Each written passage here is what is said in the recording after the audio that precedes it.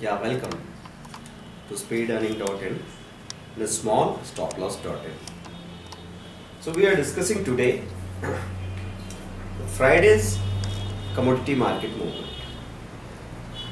So generally Friday is the most volatile day of the week. From Monday to Thursday, generally day is range bound. There is no big movement in the daytime. There may be some simple movements. Monday is quite range bound. On Wednesday and Thursday, there are more movements. On Friday, morning or afternoon may show you a big moves, and in evening, the movements are very dangerous. Suddenly, both side swing movements may be seen in the market. Last week, what was the behavior of the commodities that we are discussing here? पिछले हफ्ते जो भी commodities का behavior था वो हम लोग यहाँ पे देख रहे हैं. So last week all commodities fell down freely. पिछले हफ्ते सारी commodities में बहुत अच्छी गिरावट आई थी. So all commodities fell down freely, and this week all commodities were range bound till Wednesday. Monday, Tuesday, Wednesday, मतलब लगभग 40 to 50 आवर्स मार्केट में किसी तरह का कोई मूवमेंट नहीं था, और ये समय बड़ा घुटन का समय होता है. उस वक्त ट्रेडर बैठे बैठे फ्रस्ट्रेट हो जाते हैं. ऐसा लगता है कि क्या मतलब यार, मार्केट में मूवमेंट ही नहीं है. और कभी कभी तो ऐसा लगता है कि आपने पोजीशन बनाई, या तो स्टॉप लॉस टूट जाए या टारगेट हो जाए, चीज़ें मूव ही नहीं कर रही है. ये बहुत टायरसम होता है सेल, उसमें बहुत ज़्यादा थक जाता है इंसान. सो ऑन वेडनेसडे इवनिंग, आखिरी में वेडनेसडे इवनिंग को silver went up from 43,800 to 44,200.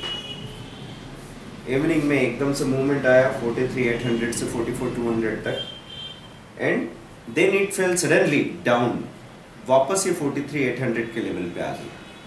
तो ऑपरेटर्स, मतलब जो बड़े प्लेयर्स है, वो मार्केट को इस तरीके से मैनिपुलेट करते हैं कि जो जनरल मॉब है, जो एक बहुत बड़ी भीड़ है, जिसने एकदम से थोड़ा मूवमेंट देख के और पोजीशन बहुत सारी प्लस कर ली होगी, तो ऑपरेटर का काम है कि एक रेंज तक ऐसी लहर लेके आए कि उसमें से अधिकतर लोगों के स्टॉप लॉस टूट सकते हैं.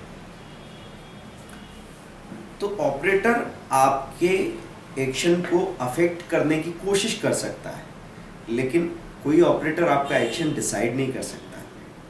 तो ये हो सकता है कि उन्होंने एक 300 पॉइंट 400 पॉइंट का डिप लेके आए, तो आपको इस बात की पकड़ होनी चाहिए कि शाम के पहले जब भी कोई मूवमेंट आ रहा है तो एक बारी प्रॉफिट बुक कर लो, और फिर जब डिप आएगा तो दोबारा री एंटर कर लेंगे.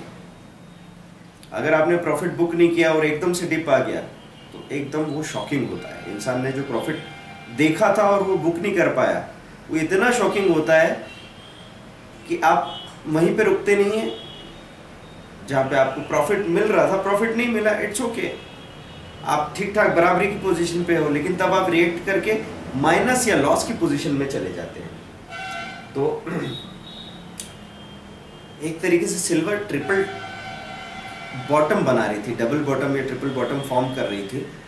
और आफ्टर 9:30 PM, 9 बजे के बाद, जनरली 9:15 बजे एक लहर आता है, एक अचानक रैली आ सकती है.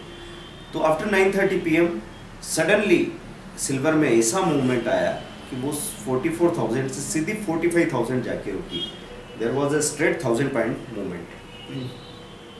अब ऊपर बनी रही सिल्वर वेडनेसडे की रात को, and on Thursday morning it opened gap down. तो थर्सडे मॉर्निंग को ये -1% खुली. सेलर ज़्यादा थे, एवरेज से नीचे थी. वहाँ से दोपहर तक, शाम तक -2.5% चली गई, और वहाँ से सीधा बाउंस किया तो 700 पॉइंट रिकवर किया फिर से. अगेन ऑन फ्राइडे फिर से प्लस में जाके बंद हुई सिल्वर. फ्राइडे को फिर गैप डाउन खुली 1% से, और अब ये ऊपर आने की कोशिश कर रही है. तो इस तरीके से आपको किसी भी कमोडिटी के बिहेवियर को लगातार देखेंगे तो पूरी तरह उसके बिहेवियर या मूवमेंट पे आपकी पकड़ बनेगी। आज फ्राइडे को सारी कमोडिटीज़ अपने एटीपी के ऊपर है, बायर्स थोड़े कंपैरेटिवली ज़्यादा हैं, और कॉमडेक्स भी जो -15-20 पॉइंट था वो घटते घटते मतलब रिकवर होते होते -3-4 पॉइंट रह गया है। So generally 3 to 6 PM is a range bound or reversal time on general days, but on Fridays this time may be showing the movements. And जब ग्लोबल मार्केट ओपन होगा बहुत सारी वॉलेटिलिटी आ जाएगी, तो आपको फ्राइडे की इवनिंग को खास तौर से एक बात का ध्यान रखना होगा कि जो भी डायरेक्शन दिख रहा हो बाइंग का या सेलिंग का, आपने एंट्री ली और विदिन 15 to 30 मिनट्स जो भी मूवमेंट आ रहा है, छोटा सा प्रॉफिट है या बड़ा सा प्रॉफिट है, फटाफट बुक करो, बाहर आ जाओ। तो यहाँ पे आपको स्विंग में, रेंज में ट्रेड करने के बहुत सारे मौके मिलेंगे। आप बॉटम में खरीदो, टॉप पे बेचो, टॉप पे बेचा, बॉटम में खरीदा, इस तरीके से मूव कर सकते हैं। पर मैं सेफ ट्रेडर्स को ये एडवाइस करूँगा कि फ्राइडे इवनिंग को वो मार्केट से दूर रहे और बहुत लिमिटेड काम ही करें तो बेहतर है। ओके, तो we are talking about commodity market trading. In future we shall discuss some more things, और यहाँ पे आपको अपने बिहेवियर को देखना है, ट्रेडिंग बिहेवियर को, कि आपका ट्रेडिंग बिहेवियर कैसे चल रहा है और मार्केट बिहेवियर कैसे चल रहा है। इन दोनों चीज़ों को अगर आप बैलेंस कर पाते हैं तो आप एक अच्छे ट्रेडर बन सकते हैं। तो मैं फिर से दोहराऊंगा इस बात को, दो तरह के बिहेवियर, एक तो मार्केट का बिहेवियर, वो इम्पोर्टेंट है, ठीक है, लेकिन उससे ज़्यादा इम्पोर्टेंट है आपका अपना ट्रेडिंग बिहेवियर। कौन सी चीज़ें हैं जो आपके अंदर बहुत डर, बहुत घबराहट पैदा कर देती है, उन चीज़ों को आप देखें।